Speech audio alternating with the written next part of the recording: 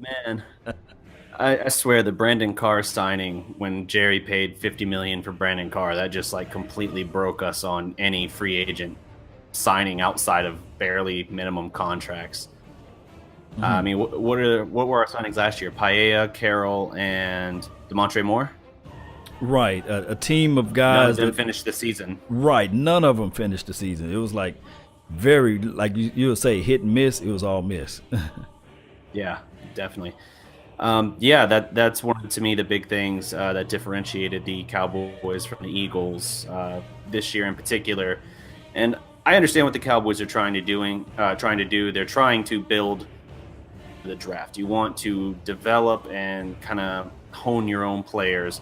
You want to pay your own guys if you have to pay, as opposed to chasing a bigger name who's out there, but probably somewhere in his mid to late 20s and on his second contract or something like that. Because then you worry about having to either overpay or you're betting on a guy who's a little past his prime. Like if someone signed Dez, like if Dez was a free agent right now and someone signed him, they would not be getting the Dez that the reputation suggests. They would be getting a declined product, but that's not to say it's not still an effective product. But you get what I'm saying. It's not an ideal way to build a team most of the time.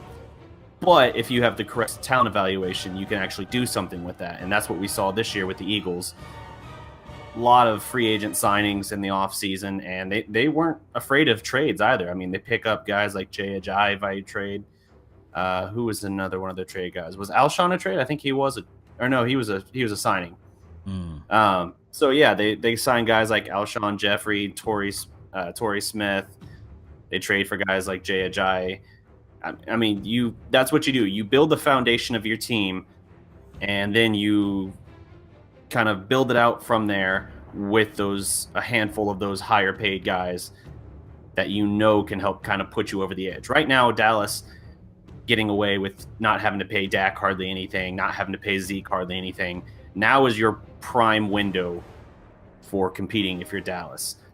I mean, look at Seattle for that model. Their team was at their best when Russell Wilson was still on a rookie deal. Hmm. And then when he suddenly is like the highest paid guy on the team, you start to see kind of their era of dominance wither. I think for Dallas, they're in that window, but they're not treating it like they're in that window. And so they need to be open to spending. You're saving the money on Dak so you can spend elsewhere. So go spend elsewhere.